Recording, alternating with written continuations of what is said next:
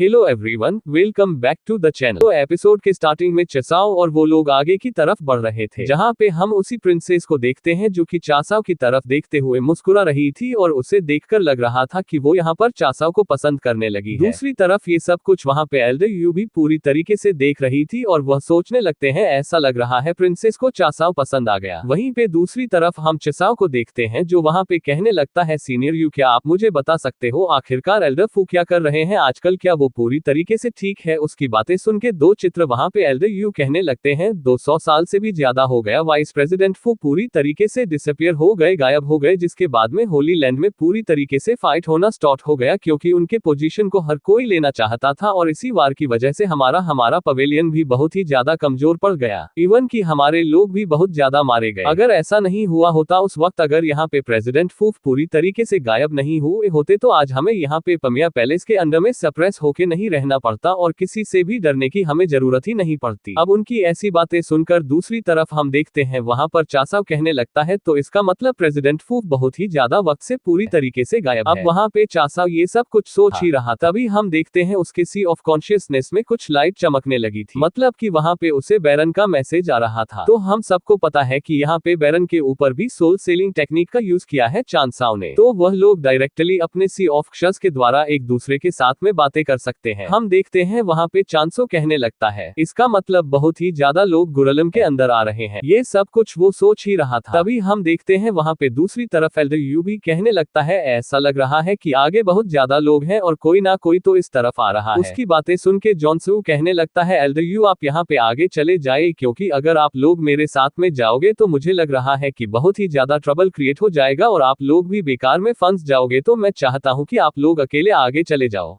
अब उसकी ऐसी बातें सुन के दूसरी तरफ हम देखते हैं वहां पे एल्डर यू कहने लगता है तो फिर ठीक है योंग मास्टर चाओ, हम आगे की तरफ जाते हैं और अगर सब कुछ ठीक रहा तो आप लोग भी पीछे से आना। ये सब कुछ कहते हुए हम देखते हैं वो लोग वहां पे आगे की तरफ चले गए थे, जिनके जाने के बाद में हम चासाओ को देखते हैं जो कि वहां पे पीछे की तरफ मुड़ते हुए कहने लगता है रुयू चसी और क्वीन सू, तुम तीनों में से रुयू और क्वीन सू तुम दोनों भी आगे की तरफ चले जाओ क्योंकि तुम दोनों लॉ इन्फोर्समेंट हॉल से बिलोंग करते हो, तो अगर तुम लोग मेरे साथ में हुए ये थोड़ा सा डिफिकल्ट हो सकता है, तो तुम दोनों को भी आगे चलना चाहिए। उसकी ऐसी बातें सुन के वहां पे क्वीन सू तो नहीं मानती, बट हम देखते हैं वहां पे चासाओ बहुत ही ज्यादा जिद करने लगता है, जिसको देखकर क्वीन सू और रुयू भी मान गई थी और जाने से पहले क्वीन सू वहां पे चासाओ को हाथ पकड़ते हुए उसकी तरफ देखते हुए कहने लगती है अपना ख्याल रखना, ज्यादा खतरे को मत मोड़ना। इतना कहते हुए हम देखते हैं वो लोग वहां से चले गए थे। अब उनके जाने के बाद में हम चसी को देखते हैं जो कि वहां पे धीरे धीरे चासाओ के पास में आते हुए उससे टच करते हुए कहने लगती है अब तो यहाँ पे कोई भी नहीं, तुम और मैं अकेले हैं। ये सब कुछ कहते हुए हम देखते हैं वहां पे चसी चासाओ के